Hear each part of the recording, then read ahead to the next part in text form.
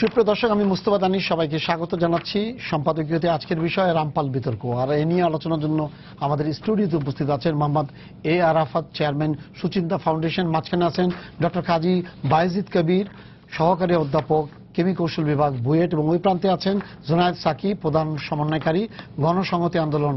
তবে আলোচনা শুরুর আগে চলুন দেখিনি এখনকার প্রধান শিরোনামগুলো। রামপালে বিদ্যুৎ কেন্দ্রের প্রতিবাদে চলা হরতালে রাজধানীর শাহবাগে পুলিশের কাঁদানে গ্যাস, বিদ্যুৎ কেন্দ্রের পক্ষে বাগেরহাটে 6 কিলোমিটার দীর্ঘ মানববন্ধন। গোপালগঞ্জে দেশের সবচেয়ে বড় জাতীয় রোভার মুটের উদ্বোধন, আগামী দিনের নেতৃত্বের জন্য স্কাউটদের প্রস্তুত হওয়ার আহ্বান প্রধানমন্ত্রীর।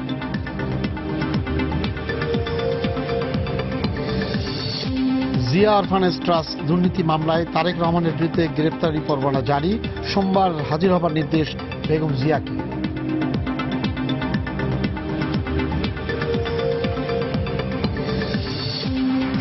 সার্চ কমিটি করে ক্ষমতাসীন দল জনগণের উপর নিজেদের সিদ্ধান্ত চাপিয়ে দিয়েছে অভিযোগ বিএনপির। কমিটিকে বিতর্কিত করলে নিজেরাই ক্ষতিগ্রস্ত হবে, মন্তব্য আওয়ামী লীগের।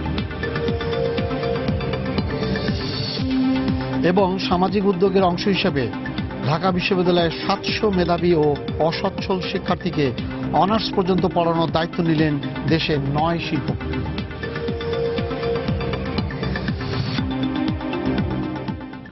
হ্যাঁ আরফাত ভাই বলেন, এই রামপালে দেশের আরো কয়েকটা জায়গায় কিন্তু বিদ্যুৎ কেন্দ্র হচ্ছে, কয়লা ভিত্তিক বিদ্যুৎ কেন্দ্র পায়রাতে আছে, মহেশখালীতে আছে, বাঁশখালীতে আছে, সব জায়গায় আছে, কিন্তু রামপাল নিয়ে এত কথা কেন হচ্ছে?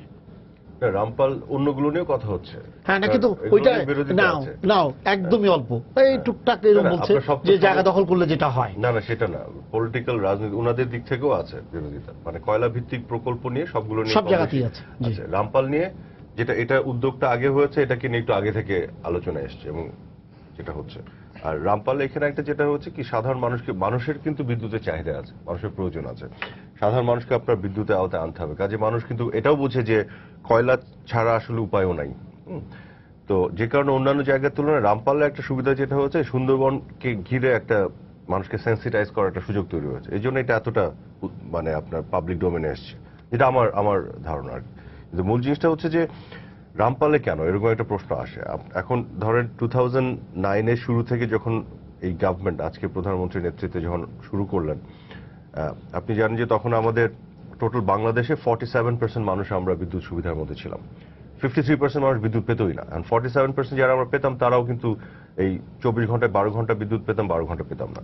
গভর্নমেন্টের যে একটা ভিশন ছিল এবং যেভাবে তারা যে স্ট্র্যাটেজি সেট করে এগোচ্ছিল যে 47% মানুষ নিরবিচ্ছিন্ন বিদ্যুৎ পাবেন, আর বাকি যে 53% মানুষ, এন্টার 100 ভাগ মানুষকে বিদ্যুৎ আওতাভুক্ত আনা, বিদ্যুতের মধ্যে নিয়ে আসা। নাহলে আপনার ওয়েল ডিস্ট্রিবিউটেড ডেভেলপমেন্ট হতে হবে, বৈষম্যহীন একটা ডেভেলপমেন্ট। সেক্ষেত্রে দেখা যাচ্ছে যে দক্ষিণবঙ্গের মানুষ কিন্তু আপনার একটা বৈষম্যের মধ্যে পড়ে গেছে। এই ঢাকা, সিলেট, চিটাগং থেকে আপনার কপার লস দিয়ে বিদ্যুৎ ট্রান্সমিট করে তাদেরকে বিদ্যুতের যতটুকু মেটানো যাচ্ছে, কিন্তু ওইখানকার মানুষ কিন্তু মাইগ্রেট করে অন্য জায়গায় চলেও যাচ্ছে, যে কারণে অর্থনৈতিক জায়গা থেকে তারা কিন্তু আন্ডার প্রিভিলেজ। এখন পদ্মা সেতু হচ্ছে, ইকোনমিক ডেভেলপমেন্টের পোটেনশিয়াল এগুলো তৈরি হচ্ছে, তো এগুলো তো আপনার বিদ্যুৎ লাগবে। বিদ্যুৎ তো শুধু বাসা বাড়িতে তো অফকোর্স লাগে, এটার জন্যই কিন্তু নয়। আপনার যে পোটেনশিয়াল ক্রিয়েটেড হয় ইকোনমিক অ্যাক্টিভিটির, বিদ্যুৎটা ছাড়া তো সেটা আপনি এক্সপ্লয়েট করতে পারবেন না, তাহলে তো জব ক্রিয়েটেড হবে না, ইকোনমিক ডেভেলপমেন্ট হবে না। তো আপনি যদি সুষম করতে চান, একটা এলাকার মানুষকে পিছিয়ে রেখে আপনি তো এগোতে পারবেন না। গোটা বাংলাদেশকে আনতে গেলে গোটা দেশ জুড়েই করতে হবে। এটা সম্ভব না যে দক্ষিণবঙ্গে আপনি ঢাকা থেকে বিদ্যুৎ প্রডিউস করে পাঠাবেন কপার লস দিয়ে, এটা যে কস্টটা সেটা সো হাই যেটা ভায়াবল না। তো সেই জায়গা থেকে দক্ষিণবঙ্গে প্রয়োজন হলো বিদ্যুৎটা করে। এখন দক্ষিণবঙ্গে রামপালে কেন? তো রামপালে করা ছাড়া আপনার অল্টারনেটিভ বিকল্প কি আছে, এটা তো কেউ বলতে পারছেন না, আসলে কেউ একটা বলতে পারছেন না। বললেও একটা কিছু মানে ভেরি লজিক্যাল একটা কিছু হয়তো বলছেন। তো রামপালে হওয়ার কারণ হচ্ছে বিভিন্ন দিক বিবেচনায় নিয়ে এটা কিন্তু চিন্তা করা হয়েছে, যেটা হচ্ছে যে আপনি যে পরশু নদীতে কয়লা পরিবহনটা, কয়লাটা আসবে এটা তো আপনি ইম্পোর্টেড কয়লা দিয়ে করতে হবে, দেশের তো কয়লা দিয়ে আপনি করতে পারছেন না। তো সেটা কয়লাটা আসবে কোথা থেকে, কিভাবে আসবে, এই ট্রান্সপোর্টেশন একটা ব্যাপার আছে। প্লাস রামপালে ওই জায়গাতে আপনার সবচেয়ে স্বল্প সংখ্যক, বাংলাদেশ তো খুবই ডেন্সলি পপুলেটেড জানেন, পৃথিবীর সবচেয়ে ঘনবসতিপূর্ণ, কিন্তু সবচেয়ে স্বল্প সংখ্যক মানুষের বসতি, যেটা ডিসলোকেশন অ্যান্ড রিহ্যাবিলিটেশনের কস্টটা এবং এটা চ্যালেঞ্জটাকে এটা মিনিমাল লেভেলে ছিল, প্লাস জমির দাম কম, সবকিছু মিলে। এবং একটা জিনিস নিশ্চিত করা হয়েছে যে সুন্দরবন থেকে তার প্রান্ত সীমা থেকে 14 কিলোমিটার দূরে, অ্যান্ড ওয়ার্ল্ড হেরিটেজ থেকে আপনার 70 কিলোমিটার দূরে, এবং সব ধরনের আপনার টেকনোলজিক্যাল যে সাপোর্টগুলি ওখানে এনশিওর করা হচ্ছে। It is not only about ultra super critical, যেটা আপনার অফকোর্স এক ধরনের সুবিধা হচ্ছে, এটাকে এফিশিয়েন্ট করে, যে কারণে আপনার কম কয়লা লাগে কম্পারেটিভলি যে পরিমাণে আপনি আউটপুট প্রডিউস করছেন। আদার যে টেকনোলজিক্যাল ইয়েগুলি আপনার ইনকর্পোরেশন ইন দ্য ডিজাইন করা হচ্ছে টু মেক শিওর যে মিনিমাল লেভেলে সবকিছু থাকবে একটা অ্যাকসেপ্টেবল রেঞ্জের মধ্যে, সেটা সুন্দরবনের ক্ষতি করবে না। এখন প্রশ্ন হচ্ছে যে সুন্দরবনের বিষয়ে কোনো মানে এটা জাতীয় ঐক্যবদ্ধ এখানে এবং ঐক্যমত আছে, কোনো দ্বিধা বিভক্তি নাই, কিন্তু আমরা সবাই সুন্দরবনের প্রোটেকশন চাই এবং এটা সুন্দর থাকে এটা আমরা চাই। কিন্তু এই রামপালকে ঘিরে সুন্দরবনে ক্ষতি হবে এরকম একটি বিভ্রান্তি ছড়ানো হয়েছে কিছু অসত্য কথা বলে, কিছু অসত্য প্রোপাগ্যান্ডা করে, এবং এগুলো অনেকগুলো এক্সাম্পল দিতে পারবো আমি আপনাকে, এবং ডেটা দিয়ে ধরে ধরে। যেমন ধরেন একবার লেট 70s বা আর্লি 80s এর যে পুরনো পাওয়ার প্ল্যান্টগুলির যে ডেটা, সেই ডেটাগুলি ব্যবহার করা হচ্ছে এইটার ক্ষেত্রে, যে এরকম ঘটনা ঘটবে, অথচ এগুলো কিন্তু সব ফেজ আউট করছে পৃথিবীর অন্যান্য দেশ। তারপর যেমন আরেকটা অসত্য কথা হলে চায়না, ভারত এগুলো নাকি কয়লা থেকে সরে আসছে, হুইচ ইজ অলসো আ লাই। পৃথিবীর বিভিন্ন, ওরা কিন্তু এখনো তাদের যে মেগা প্ল্যান্টগুলি আপনি দেখেন কোলের উপর ওদের নির্ভরশীলতা এখনো আছে। তারপরে আরো কিছু বলা হচ্ছে যে 25 কিলোমিটার নাকি একটা কি গাইডলাইন মানে ল আছে ভারতের ক্ষেত্রে, হুইচ ইজ অ্যাকচুয়ালি আনট্রু। এটা আসলে একটা গাইডলাইন, নট ল, এবং যে এটা খুব একটা সফট ডকুমেন্ট, যেখানে বলা আছে যে থার্মাল পাওয়ার প্ল্যান্টের ক্ষেত্রে টেকনোলজি যদি টেক কেয়ার করতে পারে, আপনার মিটিগেট করতে পারে ক্ষতিগুলি, তাহলে ডিস্টেন্স উড ম্যাটার। এবং আপনাকে আমি দেখাতে পারবো, যেটি আরেকটা বলা হয় যে ভারতে নাকি 25 কিলোমিটার ভিতরে নাই কোথাও, আপনাকে অনেকগুলো এক্সাম্পল দেখাতে পারবো। 3.5 কিলোমিটার থেকে 10 কিলোমিটারের মধ্যে আপনার যে ওয়াইল্ড লাইফ স্যাংচুরি বা অভয়ারণ্যের এই ডিস্টেন্সের মধ্যে অনেকগুলি থার্মাল পাওয়ার প্ল্যান্ট আছে, কোল ভিত্তিক পাওয়ার প্ল্যান্ট আছে, কাজে এগুলো ধরনের কিছু অসত্য কথা বলা হয়। তারপর সভরেন গ্যারান্টি নিয়ে বাণিজ্যিক দিক নিয়ে একটা অসত্য কথা বলা হলো যে দায়ী বাংলাদেশে, প্রফিট দুজন নেবে, কমপ্লিটলি একটা লাই এই মিথ্যাগুলি। তারপরে যে আরেকটা বলা হয় যে ভারতে এই প্রজেক্টটি নাকি ভারতে করতে দেয়নি, বাংলাদেশ এর সবচেয়ে অসত্য এবং ডাহা একটা মিথ্যা কথা। আপনাকে আমি একেবারে উইথ ডকুমেন্টস দেখাই দিব, কারণ ভারতের নয়াচরে যে প্রজেক্টটা হওয়ার কথা ছিল হুগলি নদীর মোহনায়, বলা হয় যে ওইটা নাকি সুন্দরবন থেকে 10 কিলোমিটারের মধ্যে ছিল, ডাহা অসত্য কথা। ওইটা 50 কিলোমিটার দূরে, আপনাকে আমি ম্যাপে যে গুগল ম্যাপ দিয়ে মেপে দেখাই দিব, সুন্দরবনের চেয়ে 50 কিলোমিটার দূরে, এবং ওই প্রজেক্ট বাতিল হওয়ার সাথে সুন্দরবনের কোনো সংযোগই নাই। ওইটা বাতিল হওয়ার পেছনে ওই এলাকার মাটির সাথে সম্পৃক্ততা, ওটা হাইকোর্টের জাজমেন্টও আপনাকে দেখাই দেবো। কাজে এই যে অসত্য কথাগুলি বলা হয়, এবং ওটা এনটিপিসি করছিল না, it was somebody else was doing it. কাজে এই যে দেখেন বলা হয় যে ভারতে এনটিপিসি একটা প্ল্যান করতে গেছিল সুন্দরবনকে বাঁচানোর স্বার্থে, ভারত করতে দেয়নি, পুরোটা অসত্য কথা। বাংলাদেশ এটা করছে নত জানু, তার কারণে এই যে এই অসত্যগুলি ছড়িয়ে ছড়িয়ে মানুষের মধ্যে বিভ্রান্তি ছড়ানো হয়েছে। তো আমার প্রশ্ন হচ্ছে যে মানুষ কিন্তু আজকে মোটামুটি জবাব দিয়েছে কিনা দেখেন, বিশাল একটা মানববন্ধন হয়েছে কিন্তু রামপালের মানুষ কিন্তু উন্নয়ন চায়। সুন্দরবনের ক্ষতি নিয়ে কারো কোনো দ্বিমত নেই, মানে এখানে কেউ এটাকে কম্প্রোমাইজ করবে না, বাট বাংলাদেশে এগিয়ে যাওয়া নিশ্চিত করতে হবে এবং সুন্দরবনকে অক্ষত রেখে এটা ইমপ্রুভ করে রাখা। Sundarban already, Rampal is rather একটা মেকি একটা ইস্যু তৈরি করা হয়েছে আমি বলবো, কিন্তু already under threat from other ইয়েতে, সেইখান থেকে রাদার সুন্দরবনকে আমাদের রক্ষা করা উচিত। একটা ফোন আছে, তারপরে সাকিব ভাই আমি আপনার কাছে যাব এইটার বিষয় নিয়ে। ওনার বলছে যে এটা পুরো জিনিসগুলোকে, ঘটনাগুলোকে সাজানো হচ্ছে, যেগুলো মানে সত্য বা বাস্তবতা বহির্ভূত কথাবার্তা বলা হচ্ছে। দর্শক আপনার পরিচয় দিয়ে প্রশ্ন করুন। হ্যালো, আসসালামু আলাইকুম। আমি ইয়ামিন চৌধুরী ইমাম বলছি, বন্দরনগরী, চট্টগ্রাম থেকে। জি। আমার প্রশ্ন হলো, আজকে রামপাল বিদ্যুতের বিপক্ষে এবং পক্ষে হরতাল এবং মানববন্ধন হয়েছে, তো এই দুটো বিষয়কে মাননীয় আলোচকগণ কিভাবে দেখছেন? আর পাশাপাশি আরেকটি প্রশ্ন হলো, শিপব্রেকিং বা জাহাজ ভাঙা শিল্পের বিরুদ্ধে যেভাবে আমাদের পরিবেশ সংগঠনগুলো সাফল্যজনক আন্দোলন করেছিলেন, এই রামপালের বিষয়ে তেমন কোনো উদ্যোগ তারা কি গ্রহণ করছেন কিনা? ওকে, ধন্যবাদ। ধন্যবাদ। হ্যাঁ সাকিব ভাই, উনি যেগুলো বললেন যে অনেক অসত্য তথ্য উপস্থাপন করা হচ্ছে, যেটা মানে বিভ্রান্তি সৃষ্টি করা হচ্ছে। ধন্যবাদ আপনি তো আপনাকে। এই রামপাল ইয়ার মধ্যে যেটা তো পড়া যায়। আমার সময়টা আমি আমাকে ব্যবহার করতে দিন, জি। যা বলবো তাহলে যেখানে শেষ করতে বলবেন শেষ করব, পরে কথা বলবো। আচ্ছা, প্রথমত আমরা আজকে হরতাল আহ্বান করেছিলাম এবং রামপাল বিদ্যুৎ প্রকল্প বাতিল করার দাবিতে, এবং সকাল 6টা থেকে দুপুর 2টা পর্যন্ত আমরা একটা শান্তিপূর্ণ হরতাল আহ্বান করেছি। এবং আমরা যেটা বলেছিলাম যে এটা একটা সাধারণ ধর্মঘট, এবং এখানে জনগণকে আমরা আহ্বান জানিয়েছিলাম, বিশেষত ঢাকা মহানগরীর জনগণকে, যে তারা কর্মবিরতি পালন করবেন। এবং আমরা দেখেছি মানুষ, মানে গতকালকে আপনি জানেন যে দেশের বেশিরভাগ টেলিভিশনে এই বিষয়ে কোনো সংবাদই পরিবেশ নেই, এমনকি স্ক্রল নিউজও হয়নি।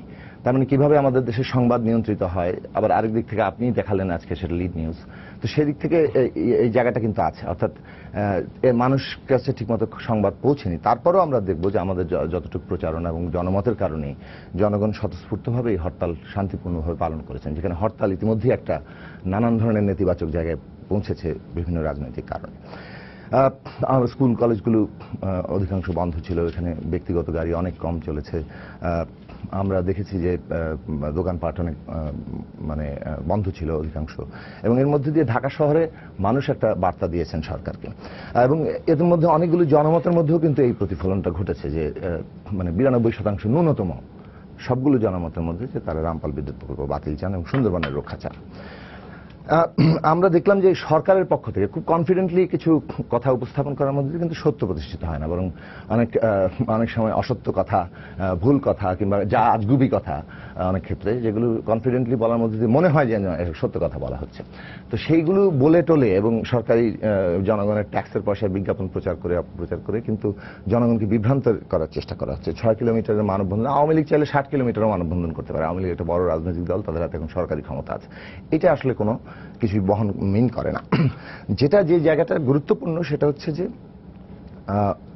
এই যে আজকে সরকারের হাতে যেহেতু যুক্তি নাই, তথ্য নাই, বৈজ্ঞানিক সত্য নাই, তার ফলে সরকারের অবস্থান কিন্তু নৈতিকভাবে দুর্বল এবং এক ধরনের অলরেডি এটা প্রমাণিত জায়গা যে রামপাল কি ধরনের ভয়ানক ক্ষতিকর প্রভাব ফেলবে। ফলে তাদের এখন দমন পীড়নের পথে যেতে হচ্ছে, এবং আমরা আজকে দেখেছি কিভাবে হরতালে মুহুর্মুহু প্রায় 300 রাউন্ডের মতো টিয়ার সেল নিক্ষেপ হচ্ছে। মানে পুলিশ তো হচ্ছে বাহক, মানে গভর্নমেন্টের নির্দেশে হয়েছে। এবং মানে আমাদের মানে 5 জন, মানে মিজানুর রহমান, মাহতাব, আশিক, তপু, জুয়েল, এদেরকে আটক করা হয়েছিল।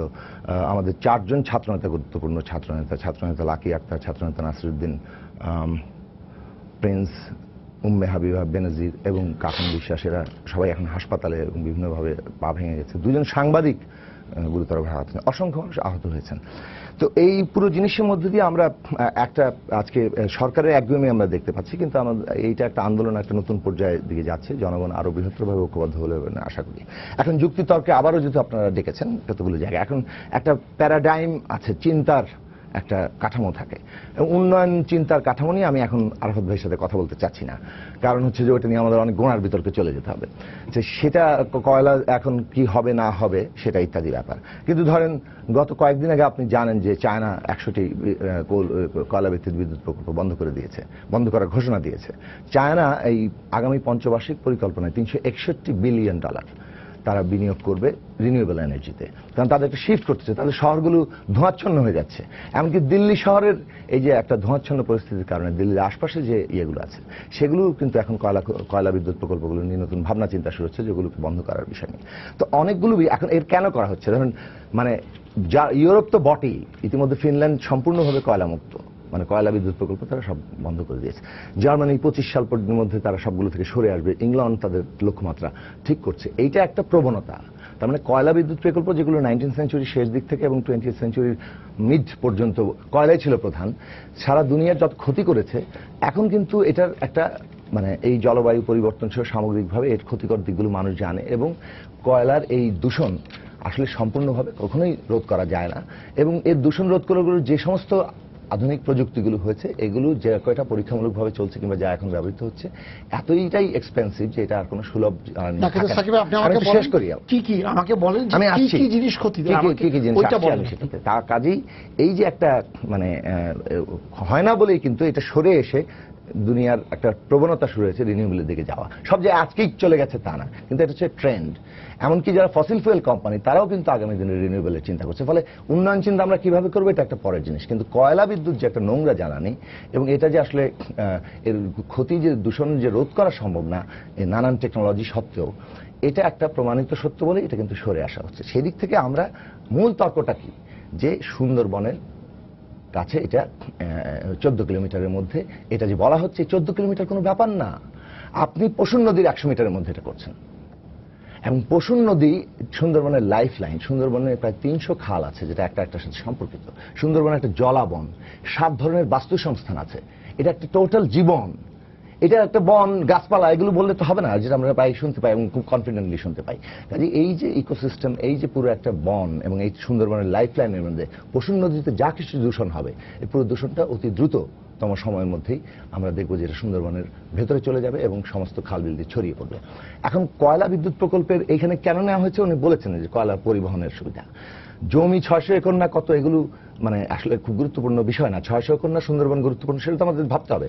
কিন্তু ওনারা বলছেন যে পরিবহন সুবিধা। এখন দেখুন আকরাম পয়েন্টে 47 লক্ষ মেট্রিক টন কয়লা বছরে আসবে 100টা বড় জাহাজে করে, ওখানে লোড আনলোড হবে। তারপর আবার লাইটার জাহাজগুলোতে করে প্রতিদিন সেখানে রামপালে আসবে, সেখানে আবার লোড আনলোড হবে। কয়লার লোড আনলোড কি ধরনের পরিস্থিতি সৃষ্টি করে, এটা একটা নেভিগেশন ঠিক রাখতে হলে ওখানে আপনার মানে একেবারে বছর ধরে ড্রেজিং করতে হবে। সেটা যে পুরো পানির ইকোসিস্টেমটা কিভাবে বদলায়, জলজ প্রাণীর জন্য কি ভয়ানক ক্ষতিকর হবে। তারপর যখন কয়লাতে কোল স্লারি হয় এবং এটা বৃষ্টিতে ধৌত হয়ে পানিতে চলে যায়, এই কোল স্লারি ভেঙে গেছে। টেনেসিতে একটা ইয়ে আছে, কোল স্লারির দেয়াল ফেটে গেছে এবং একটা 1 ফুট মানে প্রায় 3000 একর জমি মানে পানিতে টেনেসি নদীতে সেটা 1 ফুট ধরে কোল স্লারি তৈরি করেছে। এখন ওই সুন্দরবন এলাকা একটা মানে প্রাকৃতিক দুর্যোগের দিক থেকে কিন্তু ভালনারেবল। ঘূর্ণিঝড়টা একটা নিয়মিত ব্যাপারে। তারপরে ধরুন ভূমিকম্পের সম্ভাবনা কথাবার্তা বাংলাদেশে এখানে প্রায়ই আছে। আমি আমার কথাগুলো বলে নিচ্ছি, তাহলে বলতে কিন্তু আপনাকে একটা জায়গায় থামাবেন, আমি আবার আমার কথা থেকে শুরু করব। তাহলে এই যে জায়গাটা আজকে ধরুন কয়লা পরিবহন, কয়লার ওখানে ফলে যে কাদা হবে, তারপরে কয়লা যে সমস্ত বিষাক্ত পদার্থগুলো তৈরি করে, এখন এই জিনিসগুলো যে sulphur dioxide, nitrogen dioxide, NOx, এগুলো অনেক মার্কারি, ক্রোমিয়াম, বহু কথা হয়েছে, একটা লিস্ট আছে। এবং এইগুলোর প্রত্যেকটার জন্য আন্তর্জাতিকভাবে স্বীকৃত যে সমস্ত প্রযুক্তিগুলো আছে, সেই সব প্রযুক্তিগুলো কি পরিমাণে দূষণ রোধ করতে পারে, কোথায় কোথায় তার কি কি এক্সপেরিয়েন্স এবং সর্বাধুনিক প্রযুক্তি। যেমন ধরুন এখন একটা কার্বন ক্যাপচার এবং স্টোরেজের একটা সর্বাধুনিক প্রযুক্তি দুটো পরীক্ষামূলকভাবে মার্কিন যুক্তরাষ্ট্রে চলছে।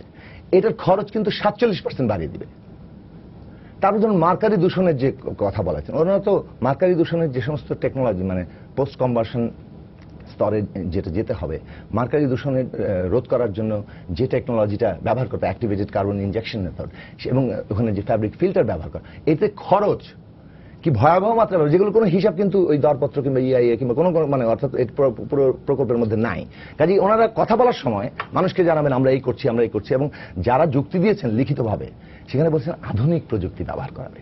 আধুনিক প্রযুক্তি হচ্ছে সেই সর্বরোগ মহৌষধ, যেটা একটা কথা বললেই মনে হয় যে আধুনিক প্রযুক্তি কি জিনিস, যেটা আসমানে থাকে, পৃথিবীর কোথাও সে বোধহয় আধুনিক প্রযুক্তি নাই।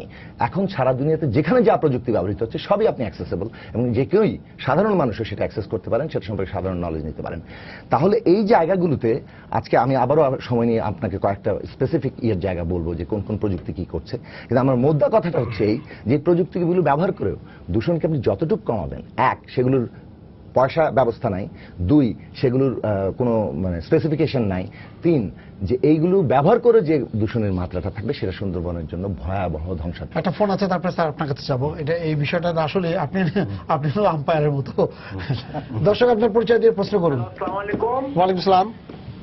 জি, আমার প্রশ্ন তিনজন আলোচক বিন্দুর কাছেই, যে বর্তমান সরকার জনগণ বিরোধী এই রামপাল বিষয় নিয়ে খুব বাড়াবাড়ি করছে কিনা, এবং সরকার পুলিশ বাহিনীকে তাদের দলীয় নেতাকর্মী হিসাবে ব্যবহার করছে, এর কি সুরাহা? আপনাকে ধন্যবাদ। আপনার স্যার আপনি বলেন, উনি যে কথাগুলো বলেছেন যে এটা কিছু জিনিস হচ্ছে যুক্তিতর্কের খাতিরে বলে দেওয়া হচ্ছে, আসলে এটার বাস্তব ইয়েটা সেরকম না। পাশাপাশি উনি যে কার্বনের কথা বলেছেন, তারপরে পারদের কথা বলেছেন, মানে এই জিনিসগুলো এগুলো কি পরিমাণ দূষিত হবে, অথবা মডার্ন টেকনোলজি ব্যবহার করার পরেও যেটুকু থাকবে, যেমন পানি যেটা বর্জ্য পানি যেটা আপনি নিবেন, নেওয়ার পরে আবার আপনি দিবেন, দেওয়ার মধ্যে আপনি কি দিচ্ছেন, যে টেম্পারেচার এখানে বলা হয়েছে 275 মিটার উঁচু একটা চিমনি থাকবে। এখন সেখানে সেই চিমনির, আমি আজকে এটা চিমনির এটা পড়তে গিয়ে দেখলাম যে চিমনির যে ধোঁয়াটা মানে যে ইয়াটা বেরোবে সেটা 100 ডিগ্রি সেলসিয়াস তাপমাত্রার উপরে ধোঁয়াটা, হ্যাঁ মানে ওই উপরের যে টেম্পারেচারটা। তো এখন যেটা হয় ধোঁয়ার না পানির না, যেটা চিমনি দিয়ে বেরোবে, হ্যাঁ টেম্পারেচারটা, তখন আমি দেখলাম যে এটা কি, আমি পরিষ্কার না, কারণ ফ্লাই অ্যাশ নিয়ে কথা আসছে। হ্যাঁ, তো এই প্রেক্ষাপটে আপনার কি মনে হয় যে এই জিনিসগুলো আসলে কতটুকু বাস্তবসম্মত? যে কথাগুলো বলা হচ্ছে আমার কাছে মনে হচ্ছে যে পুরো দেশের মানে যারা এই ইয়াতে ভালো বুঝেন তারা দুই ভাগে বিভক্ত হয়ে গেছে। আচ্ছা, আমি প্রথমে জনাব জুনায়েদ সাকিব যে বিষয়টা দিয়ে শুরু করেছেন, প্রবণতা, জি, উন্নত দেশের কোল বেসড পাওয়ার প্ল্যান্ট থেকে সরে যাওয়ার প্রবণতা, সেটার মূল কারণ আমি যদি বলি, সেটা কিন্তু দূষণ না, সেটা হচ্ছে গ্লোবাল ওয়ার্মিং। তার মানে কার্বন ডাই অক্সাইড নিঃসরণ, সেটার সাথে দূষণের সম্পর্ক আমরা ওভাবে করতে পারি না। এখানে দূষণ বলতে আমি বোঝাতে যাচ্ছি সালফার ডাই অক্সাইড, জি, নাইট্রোজেনের অক্সাইড, এগুলো। ওনাদের কোল বেস পাওয়ার প্ল্যান্ট থেকে সরে আসার মূল কারণ হচ্ছে কার্বন ডাই অক্সাইডের নিঃসরণ ওনাদেরকে কমাতে হবে যদি আমরা গ্লোবাল ওয়ার্মিং ওই থেকে বাঁচতে হয় আমাদের। জি জি জি, সো সেটা হচ্ছে কারণ। এবং বলা হচ্ছে যদি কোল বেস পাওয়ার প্ল্যান্ট করতে হয় সেক্ষেত্রে তাদের কার্বন পেনাল্টি দিতে হবে, প্রত্যেক টন কার্বন ডাই অক্সাইডের জন্য একটা পেনাল্টি। সো সেটাও একটা কারণ। এগুলো হচ্ছে পলিসি মেকিং এ ওনারা ওভাবে সেট করে দিয়েছেন যাতে ওনারা ভবিষ্যতের জন্য তৈরি হতে পারেন, এবং রিনিউয়েবলকে যদি প্রমোট না করা হয় আসলে সেটা কখনোই কম্পিটিটিভ হবে না। এখন কথা হচ্ছে ওইসব দেশ কিন্তু অলরেডি উন্নত হয়ে গেছে। আমি এখানে একটু ডেটা দিয়ে একটা কথা বলতে চাই। 2019 সালে যেসব বিদ্যুৎ কেন্দ্র আপনার অপারেশনে যাবে সেগুলোর খরচগুলো যদি আমি বলি, এটা হচ্ছে লেভেলাইজ কস্ট, মানে আপনার ইনভেস্টমেন্ট, অপারেশন এবং তারপর স্যালভেজ করতে যে খরচ হবে সেটাকে পুরোটাকে কনসিডার করে যদি 10% আমি ডিসকাউন্টেড রেট ধরি বা আপনার ইন্টারেস্ট ধরি, সেক্ষেত্রে একটা কোল বেস পাওয়ার প্ল্যান্টের প্রতি মেগাওয়াটে খরচ হবে $110। আমি যদি রিনিউয়েবলের কথায় আসি, যে রেসিডেন্সিয়াল পিভি সোলার সিস্টেম যেটা আমাদের দেশে খুব জি, প্রচলিত, সেক্ষেত্রে সেটা হচ্ছে $260 পার মেগাওয়াট আওয়ার। এখন প্রশ্ন হচ্ছে যেসব দেশ উন্নত হয়ে গেছে, যাদের মাথাপিছু আয় অনেক বেশি, ওনারা কিন্তু এই $150 যে গ্যাপটা আছেন they can afford it. But আমরা যারা এখন উন্নত হইনি, আমাদের তো উন্নত হতে হবে। সো এই যে একটা ইন্টারমিডিয়েট স্টেপে আমাদেরকে অবশ্যই চিপার একটা ইলেকট্রিসিটি বা এনার্জি সোর্স নিতে হবে যেটা আমাদেরকে উন্নয়নে সহায়তা করবে। সেটা যদি আমরা না নিই তাহলে কিন্তু আমাদের উন্নত হওয়ার স্কোপটা থাকছে না। না আমাকে স্যার আমাকে এটা বুঝান জি। যে যে কথাগুলো বলা হচ্ছে সালফার, জি, আমি একটা করে আসছি। আমাদের সময় তো কম আছে, জি। কাজে আমাদেরকে একদম স্পেসিফিক হতে হবে। হ্যাঁ, উনি আরেকটা এক্সাম্পল দিয়েছেন কোল স্লারি বেরিয়ে যাওয়ার। ওটা আসলে উনি একটু ভুল কোট করেছেন, এটা কোল স্লারি হবে না, অ্যাশ স্লারি হবে। জি, ওখানে অ্যাশ পন্ডে যে অ্যাশটা প্রিজার্ভ করা হয় সেটা কোনো কারণে কয়লার কাদা বলে হ্যাঁ। যে খামখা না, ছাই কোল- যেটা। কোল এবং না, ছাই ঠিক দুটো আছে। ডিফারেন্ট জিনিস। না, না, ওইটা different। different. Fly ash area আলাদা মানে ওই জিনিস। অ্যাশের জায়গাটা আসে আচ্ছা, আমি আমার কথাটা বলি। একজন কেমিক্যাল ইঞ্জিনিয়ার, হ্যাঁ, জি। হি জানিস পিএইচডি না, ইন এটা- কোল, তাহলে ওনার কাছে আমাদের শিখতে হবে। আচ্ছা, এখন আরেকটা কথা হচ্ছে যে ইকুইপমেন্টগুলোর কথা বলা হচ্ছে তাদের স্পেসিফিকেশন নাই, এই তথ্যটা আসলে আমি একমত হতে পারলাম না। কারণ আমি আসলে টেন্ডার ডকুমেন্টসগুলো দেখেছি। আমি এখানে হয়তো কেউ বলবেন একজন এক পক্ষে আরেকজন অন্য পক্ষে, আমি সেরকম কিন্তু না। আমি একজন টেকনিক্যাল পারসন এবং আমার মানে আমার নিজের পড়াশোনা এই ব্যাপারে, সেটার ইন্টারেস্ট থেকে আমি দেখেছি এবং স্পেসিফিকেশনগুলো যেরকম বলা হচ্ছে সেগুলো অনুযায়ী করা হয়েছে যেই টেন্ডার ডকুমেন্টসে যেভাবে আছে। তাহলে আপনি কি এখন যে স্পেসিফিকেশন দিয়েছে জি। এবং সরকার যেটা বলছে যে না এই জিনিসগুলো থাকে জি। তাহলে তেমন একটা ক্ষতি হবে না, জি। আপনি কি এতে একমত? আচ্ছা, আমি একটা এক্সাম্পল দিয়ে বলি। জি। নাইট্রোজেন অক্সাইডের সক্সের একটা কনসেন্ট্রেশনের এক্সাম্পল দিয়ে বলি। আমি গজারিয়াতে একটা প্রাইভেট একটা কোম্পানি পাওয়ার প্ল্যান্ট করতে যাচ্ছে। তারা একটা ইআইএস স্টাডি করেছে সেটার জন্য, এবং সেখানে ব্যাকগ্রাউন্ড সক্সের কনসেন্ট্রেশন ওনারা পেয়েছেন 40 থেকে 44 মাইক্রোগ্রাম পার মিটার কিউব। এখন আপনার রামপালে বর্তমানে যেটা আছে ব্যাকগ্রাউন্ড হচ্ছে 9.5, সেখান Much থেকে lower. বলা হচ্ছে বেড়ে সেটা সুন্দরবনে হবে 10.49। সো গজারিয়াতে যেটা অলরেডি 44 আছে সেখানে কিন্তু আমরা কোনো এসিড রেইনের কথা শুনিনি। গজারিয়া ঢাকা থেকে খুব কাছে, সেখানে এসিড রেইন হলে সেখানে ফসল নষ্ট হতো, সেই ইনফরমেশনটা আমরা পেতাম। সেখানে বলা হচ্ছে যেখানে 10.5 মাইক্রোগ্রাম পার মিটার কিউব, সেখানে এসিড রেইন হয়ে সুন্দরবন ধ্বংস হয়ে যাবে। সো আমি টেকনিক্যাল পয়েন্ট অফ ভিউ থেকে আমি কিন্তু এগ্রি করতে পারছি না। আমি একটু শুরু বলতে চাই, কারণ হচ্ছে কি, সময় তো নাই। এই যে একটা জিনিস বলা হলো না যে আমরা বলছি অত্যাধুনিক, অ্যাজ ইফ অত্যাধুনিক একটা, এটা তো স্পেসিফিকেশন আপনাকে ডিটেলও বলতে হবে। আপনি সময় দেন, ধরে সব হ্যাঁ, আমিও ধরে ধরে বলতে কিন্তু ওই পারবো যে সময়টা কিভাবে তো এগুলো প্রত্যেকটা ধরে ফাঁকি। আপনি ওই যে ভুল কোডগুলি না, করবেন। না, ভুল কোড না, আপনারা একটা- কিভাবে ফাঁকি একটু বলতে দিয়েছেন? দেন, আমি আপনার মাঝখানে কথা বলি নাই। আর সবচেয়ে বড় যে অসত্য কথাটা বলা হলো সব দেশ সরে আসছে, অ্যাবসলিউটলি আ লাই। সরে আসছে না। আপনি দেখেন ভারতের, আপনি দেখেন go and check out in the website, আপনি দেখবেন 2022 সালের মধ্যে তারা 1 লক্ষ megawatt coal base power plant add করবে। 1 লক্ষ মেগাওয়াট, তাহলে সরে আসা হলো কি করে? আবার বাংলাদেশের যে আপনার পরিকল্পনা যদি দেখেন, আমরা হচ্ছে 2400 মেগাওয়াট রিনিউয়েবল এনার্জিতে যাচ্ছে। কাজে সবাই কিন্তু মিক্স করে যাচ্ছে। আর এই যে ডক্টর বাইজুল কবির যেটা বললেন যে কার্বন এমিশন, এটার সাথে আপনার পার ক্যাপিটা কার্বন ফুটপ্রিন্টের একটা সম্পর্ক আছে। ভারতের পার ক্যাপিটা কার্বন ফুটপ্রিন্ট হচ্ছে 1.7, আমাদের হচ্ছে 0.4। কাজে ভারত তো যাইতেই হবে রিনিউয়েবল, ওর তো উপায় নাই, কারণ ওর যে গ্লোবাল যে পলিসির মধ্যে পড়ে গেছে। এটা এই জন্য না যে তার পরিবেশ বাঁচানো, আমরা তো লোয়ার এন্ডে আছি। ভারত এখনো আপনার 60% মতন কোল বেস পাওয়ার প্রডিউস করে, আমেরিকা 40%, সবচেয়ে বেশি হলো চীনের। চীন তো 79, আমরা তো মাত্র 2%। এখন আমার কথা হচ্ছে আমার পরিবেশ অবশ্যই বাঁচাতে হবে, সুন্দরবন প্রোটেক্ট করতে হবে, কিন্তু আমার ডেভেলপমেন্টও করতে হবে। যারা এতদিন পুরো পরিবেশের আপনার ক্ষতি করে আমাদেরকে ক্ষতিগ্রস্ত করে ডেভেলপমেন্ট করে ফেললো, আজকে এসে তারা আমাদেরকে নতুন একটা সঙ্গীত শোনাচ্ছে যে তোমরা কোলে যেতে পারবা না। তো আমাদের ডেভেলপমেন্ট করতে হবে না? এই যে একটু আগে আস্তে আস্তে আমি কথা বলছিলাম ওখানে বসে রুমে আপনাদের ওখানে, যে আমেরিকাতে আপনার 50টা স্টেট আছে, সেই রাষ্ট্রের মধ্যে একটা ছোটখাটো স্টেট হচ্ছে আইওয়া, বাংলাদেশের চাইতে দ্বিগুণ বড়। ওইখানে যদি আপনি গোটা আমেরিকার জনগণকে ঢুকিয়ে দেন এবং তার যে ওয়েলথ আছে সেটাকে 90 ভাগের 1 ভাগ করে দেন, তাহলে যে অবস্থা হবে সেটা বাংলাদেশের অবস্থা। এবং তাদেরকে দিয়ে যদি বলে এটা চালাও, ওখানে তো লোক ক্যানিবল হয়ে যাবে, মানুষের মাংস খাবে। কিন্তু আমরা তো চলছি, তো আমাদের তো ডেভেলপমেন্ট করতে হবে। আর ওই যে সাকিব ভাইটা বললো 600 একর, এটা ব্যাপার না ভাই। বাংলাদেশের যে ল্যান্ড সাইজ আর যে পপুলেশন সবচেয়ে ডেন্সলি পপুলেটেড, আমাদের জন্য 600 একর ব্যাপার এত ইজি না। আমরা চাইলে এই লাক্সারি নাই যে ইচ্ছা মতন 300 কিলোমিটার দূরে করব।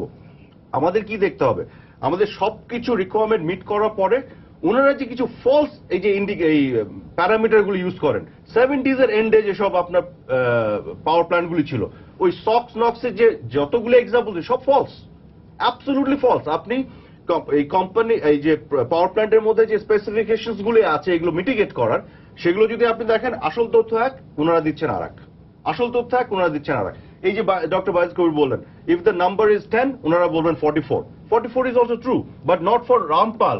ইট ইজ ট্রু ফর ওই যে লেট 70s এ যেটাকে ফেজ আউট করছে আমেরিকা, সেই পাওয়ার প্ল্যান্টের যেটা পিছন দিকের। কস্টের ব্যাপারটা আমি একটু ছোট্ট করে ক্লারিফাই করি, এটা আমরা এক্সাম্পল দিয়ে বললাম। এই যে বলা হলো আল্ট্রা সুপার ক্রিটিক্যাল যে টেকনোলজি হয়, এটা কিন্তু ফিক্সড কস্ট ইনভেস্টমেন্ট বাড়বে আপনার, কারণ উন্নত প্রযুক্তির দাম বেশি। কিন্তু পাওয়ার প্ল্যান্টের একটা থাম রুল আছে, টোটাল যে কস্টটা তার 1/3 হচ্ছে ফিক্সড কস্ট ইনভেস্টমেন্ট, 2/3 হচ্ছে ভেরিয়েবল কস্ট, আপনার রসদ যেটা র মেটেরিয়ালস। এবং মজার ব্যাপার হচ্ছে এইটা আপনি ফিক্সড কস্ট ইনভেস্টমেন্ট বাড়াচ্ছেন, কিন্তু এটা কিন্তু এফিশিয়েন্ট হচ্ছে, আপনার 10% কোল কম লাগছে। সো আপনার 2/3 যে কস্টটা কোলের উপর, সেটা তো আপনার 10% কমাচ্ছে। So eventually the more technology you are using, উনি যে একটা বললেন যে কস্ট বেড়ে যাবে, this is also another blatant lie. আমাদের দুঃখ লাগে এই ধরনের অসত্য কথাগুলি বলে মানুষকে কেন বিভ্রান্ত করেন। একেবারে ডকুমেন্টস নিয়ে এসে বসে কথা বলেন, দেখেন আমরা তো দেখছি এগুলো, এই অসত্য কথাগুলি বলা ঠিক না জনগণের সামনে। আচ্ছা আমি একটু দ্রুত কথা বলি, এই যে একটা শেষ কথাটা বললেন না, মানে ধরেন আপনাকে দিয়ে শেষ করবো, আর আলট্রা সুপার ক্রিটিক্যাল টেকনোলজি আর সুপার ক্রিটিক্যাল টেকনোলজির মধ্যে 2% এফিসিয়েন্সি ব্যাপার আছে। 37 থেকে এটা 42, আর 45% থেকে 50% ম্যাক্সিমাম এটা হচ্ছে অ্যাডভান্স আলট্রা সুপার ক্রিটিক্যাল টেকনোলজিতে। ফলে যে পরিমাণ কয়লার পরিমাণটা কমবে, সেটার দ্বারা মানে মার্কারি দূষণের জন্য ওই যে কি বলে পাউডার অ্যাক্টিভেটেড কার্বন ইনজেকশন পদ্ধতি, যেটা কিংবা আপনি যদি বলেন যে ওইটার কথা বলি না, আমি কস্ট কমবে বলেছি, ওইটার জন্য তো আলাদা হিসাব আছে, মানে এসসিআর যেটা এগুলো নিয়ে ব্যবহার করবেন। তো ওইটার জন্য এগুলো ব্যবহার করলে আর কয়লার সুপার ক্রিটিক্যাল করলে ওইটার দ্বারা সম হয়ে যাবে, এটা সত্য কথা হলো। এটা বলেছি না, আপনি বলছেন হিসাব নিয়ে আসেন, আপনি এটাই বলেছেন কস্ট কমবে বলেছেন। এখানে যেটা হয়েছে প্রজেক্ট হলো আমি বলছি যে কয়লা আলট্রা সুপার ক্রিটিক্যাল টেকনোলজি একটা 50 দশকের মানদাতার আমলের technology. Ultra super critical technology এমন কোন আধুনিক টেকনোলজি না, এটা হচ্ছে একটা কয়লা পুড়িয়ে তার এফিসিয়েন্সি, ঠিকই বলেছেন যে এফিসিয়েন্সির এখন উজ্জ্বল কান্তি ভট্টাচার্য বলে দিয়েছেন তো এখানে সব পণ্ডিত, আমরা তো আলট্রা সুপার ক্রিটিক্যাল টেকনোলজি করবো না, আমরা সুপার ক্রিটিক্যাল টেকনোলজি করবো। তো এটা তো উজ্জ্বল কান্তি ভট্টাচার্য 29 অক্টোবর 2016 কালের কণ্ঠে প্রকাশিত হয়েছে, আপনারা কেউ ইয়ে দেন, এবং তিনি বলেছেন যে এটা করবো না। প্রধানমন্ত্রী যেখানে প্রেস কনফারেন্স করে বলেছেন, সেখানে তো উনি প্রতিবাদ দেননি কেন? বাংলাদেশে এতগুলো পত্রিকায় ছাপা হলো, প্রধানমন্ত্রী বলেছেন আলট্রা সুপার ক্রিটিক্যাল টেকনোলজি ব্যবহৃত হবে, আর উনি বলছেন যেটা হবে না। তো ওনাকে তো একটা ক্লারিফিকেশন তো গভর্নমেন্টের দিক থেকে আসা উচিত ছিল। আমরা দেখলাম মন্ত্রী বলেছেন এটা বলেননি, এই যে বলেননি, এই যে কনফিডেন্টলি মানে বলে দেওয়া। আমি আপনার কথায় আসবেন, সেটা হচ্ছে যে আসলে এই যে জায়গাগুলো মানে দুনিয়াতে কি ট্রেন্ড হচ্ছে, আমরা বললাম ডেভেলপমেন্ট তর্ক এখানে আমরা করবো না, সুন্দরবন রক্ষা করতে পারছি কিনা। প্রথমত ওনারা দূরত্বের এগুলো একটা মানে এই যখন পশু নদীর পাশে হয় দূরত্ব 14 কিলোমিটার আর হেরিটেজ সুন্দরবন সম্পর্কে যদি কেউ সামান্যতম ধারণা নেন আমার মনে হয় যে দূরত্ব সম্পর্কে এই বক্তব্য কেউ দিবেন না, এটা অত্যন্ত সুন্দরবন ধ্বংসী বক্তব্য। দ্বিতীয়ত হচ্ছে এই যে চিমনি উপর দিয়ে যাবে, তো চিমনি উপরে যাবে মহাশূন্যে চলে যাবে নাকি এই ইয়াসগুলো, সেগুলোর যেগুলো বাতাসের চাইতে ভারী সব কিন্তু এগুলো নিচের দিকে যাবে এবং যত উপরে উঠবে তত কিন্তু আরো বড় জায়গায় ছড়াবে। কাজেই ওনাদের পদ্ধতিগুলোতে এই বিষয়গুলো আসলে কিছু নাই। উনি যে কথাগুলো দেখেন কথা বললেন, এই যে কি বলে ইউনিভার্সাল ক্রিসেন্ট পাওয়ার তারা যে আপনার একটা নয়াচরে অ্যাপ্লাই করেছিল, সেটা কি কারণে গ্রিন ট্রাইব্যুনাল বিচারপতি প্রতাপ কুমার রায় এবং প্রফেসর পিসি মিশ্র কি কারণে বাতিল করেছিলেন? যে ওখানে জিওমরফোলজি আর ট্রপোগ্রাফিক্যাল ফিচার সুন্দরবনের জন্য। আর এইটা একই ধরনের মানে অর্থাৎ সুন্দরবন ওটা ইস্ট মেদিনীপুরে, ওটা সুন্দরবন থেকে দূরে। ইস্ট মেদিনীপুর কোন জায়গাটা আপনি একটু ম্যাপে যাই দেখে নিন, ইস্ট মেদিনীপুর কোন জায়গাটা দেখে নিন। হ্যাঁ, নয়চর কথা আমি আবার বলছি তো, না 10 কিলোমিটার দূরে ওখানে একটা এই যে কি বলে যে জিওমরফোলজিক্যাল একটা ফিচার আছে এবং এটা হচ্ছে এই যে সুন্দরবন কি বন, সুন্দরবন একটা আমরা যে ম্যানগ্রোভ ফরেস্ট, ওখানে একটা ম্যানগ্রোভ ফিচার আছে, সেই কারণেই কিন্তু এটা তারা বাতিল করেছেন। কাজে আমরা কি করেছেন ওনারা এই এনটিপিসি এই যে বললেন যে করেনি, এই যে আপনি 2 বার এনভায়রনমেন্টাল মিনিস্ট্রি থেকে রিজেকশন হয়েছেন মধ্যপ্রদেশে, খাজুরা মন্দির 30 কিলোমিটার দূরে সেটা ক্ষতিগ্রস্ত হবে বলে, 15 কিলোমিটার দূরে বাঘের এবং কুমিরের স্যাংচুয়ারি আছে সেটা ক্ষতিগ্রস্ত হবে বলে। কাজে ভারতের আইন নাই, ভারতের আইনটা আপনি একটু কাইন্ডলি পড়ে শোনান। আপনার guideline for selection of coal base thermal power sections 500 মেগাওয়াটের পাওয়ার প্ল্যান্ট হচ্ছে এটা অ্যাকচুয়ালি এই গাইডলাইন এটা একটা না ল না বাংলাদেশে ল না গাইডলাইন। এই গাইডলাইন আমি আবার বলি এই গাইডলাইনটা কেন অ্যাপ্লিকেবল আমি আপনাকে বলি। ভারতে অনেকগুলো স্টেট আছে, প্রত্যেকটা স্টেটের একটা ministry of environment and forest আছে। সো আপনার ওরা সেন্ট্রালি একটা নিয়ম করে দিয়েছে, যদি কোনো ওরকম একটা লোকেশনের 25 কিলোমিটারের মধ্যে হয়, then you need to get approval for the EIA from the Central Ministry of Environment and Forest. Otherwise, তার মানে ওনারা দেবেন না এরকম কোনো কথা নেই, ওনারা দিতে পারেন। তারপরে 2010 সালে ভারতে যে গ্রিন ট্রাইব্যুনাল গঠিত হয়েছে, সেই গ্রিন ট্রাইব্যুনাল কতগুলো প্রজেক্টকে আপনার করেছে তার লিস্টই আমরা কতগুলো দিয়েছে এটা প্লিজ গো টু দি মানে আপনারা প্রত্যেকটাই ইন্টারনেটে গেলে এখন এইসব ওয়েবসাইট আছে, তাদের কাছ থেকে তথ্যগুলো পাওয়া যায়। কাজে এগুলো নিয়ে আমাদের চ্যালেঞ্জ করা হচ্ছে। যেটা করা দরকার সেটা হচ্ছে এই যে ওনারা একটা আমি উদাহরণ দিব, একটা কেবল কথা বলবো যে ওনারা বলেছেন যে 87% হ্যাঁ কমে যাবে, কি বলে যে 87% কমে যাবে নাইট্রোজেন ডাইঅক্সাইডের যে ইয়েটা, সেটা কি ব্যবহার করলে এই যে ইয়েতে 87% নাইট্রোজেন ডাইঅক্সাইড কমবে এই লোন অফ বার্নার ব্যবহার করলে। কিন্তু এটা ইউএস ডিপার্টমেন্ট অফ এনার্জি তাদের ইউএস এর সবগুলো আধুনিক প্রযুক্তি ব্যবহার করে দেখেছে, এটা আসলে 37% কমায়। তাহলে এখন এই যে একটা মানে ওনারা তথ্য দিয়ে দিলেন, এই ধরনের তথ্য দিয়ে দিচ্ছে, এখন আমরা বাংলাদেশের ইআইএ রিপোর্ট পাবো যে ইআইএ রিপোর্ট নিতে সরকারকে ধমক দিতে হয় এবং সেই পরিবেশ মন্ত্রণালয় সেটা চান না, কিন্তু তাদেরকে দিতে হয়, কারণ এখানে আসলে কোনো ইয়ের জায়গা নাই। কয়বার পরিবেশ মন্ত্রণালয় কয়বার এটা পরিবেশ মন্ত্রণালয় কতবার এই জিনিসটা কত লিঙ্গার করেছে, এটা সংবাদপত্রের তথ্য আছে এবং এগুলো আপনারা আপনি বলতে চাচ্ছেন যে এটা ক্ষতি করবে সুন্দরবনের হেরিটেজের ক্ষতি করবে। আপনার মূল বক্তব্যটা হচ্ছে এটা অফকোর্স ক্ষতি করবে এবং সেই ক্ষতির ব্যাপারটা এগুলো হচ্ছে আপনাদের বলা বক্তব্যের সমস্ত আমরা জবাব দিয়েছি, এগুলো জবাব দেওয়ার ক্ষমতা আপনাদের নাই। আমরা রেফারেন্স দিয়েছি, রেফারেন্সগুলো দেখে নিয়ে সমস্ত সলিড রেফারেন্স এবং সমস্ত সারা দুনিয়ার আধুনিক প্রযুক্তিগুলোর ব্যবহারের জায়গা থেকে। সুতরাং এইগুলো হচ্ছে যে ওনারা আমাদেরকে কি করতে পারেন, বাংলাদেশের ম্যানেজমেন্ট সম্পর্কে তো আমাদের ধারণা আছে, সেই ম্যানেজমেন্ট তো আমরা ঢাকা শহরে দেখতে পাচ্ছি। তো মানে 400 কিলোমিটার দূরে সুন্দরবনের জন্য ওনারা কি কি করবেন? সুন্দরবন কিন্তু এমনি একটা অলরেডি নানান দিক থেকে, যেমন ধরুন এই যে ফারাক্কার পানির প্রবাহ কমে যাওয়ার মিঠা পানির প্রবাহের কারণে আজকের পত্রিকার রিপোর্ট আছে ওখানে সুন্দরী গাছ ক্ষতিগ্রস্ত হচ্ছে, ওখানে এই রামপালের কারণে কিন্তু সিকিউরিটি ইত্যাদি। টেলিটক যে আবার বসাচ্ছে, টেলিটক যখন ওখানে এটা বসাবে তার ফলে কিন্তু মানে বাংলাদেশের প্রাণীবিজ্ঞানীরাই বলছেন যে এর ফলে পাখি এবং পতঙ্গের ক্ষতি হবে, পতঙ্গের ক্ষতি হওয়া মানে পরাগায়নের ক্ষতি হওয়া। এখন এটা তো ওই জায়গা থেকে বুঝতে হবে, না হলে তো মনে হবে যে ও ডেভেলপমেন্ট, এটা কেবলমাত্র একটা ইঞ্জিনিয়ারিং ব্যাপার। It is not only N engineering matter, এটা একটা টোটালিটি থেকে না দেখতে পারলে সুন্দরবনের মতো জীবনকে আমরা রক্ষা করতে পারবো না। সুন্দরবনের নীতিমালা দরকার, সেই নীতিমালা তৈরি না করে আমাদের সময়টা শেষ হয়ে গেছে। আপনি যদি আমাকে একটু বলেন কথা বলে বিদ্যুতের কথা বলে ওনারা শুরুতেই বললেন যে গতকাল টেলিভিশনগুলোতে স্ক্রল যায়নি ওনাদের আজকে হরতালের সরকার দ্বারা নিয়ন্ত্রিত হচ্ছে। আপনি তো এই টেলিভিশন থেকে একটু বলেন তো, আপনার কি সরকার দ্বারা নিয়ন্ত্রিত হয়ে স্কলটা দেননি? এটা বলেন। তাহলে এই ধরনের অসত্য কথা না, অসত্য না, ওনার মতো ওনার ধারণা হচ্ছে।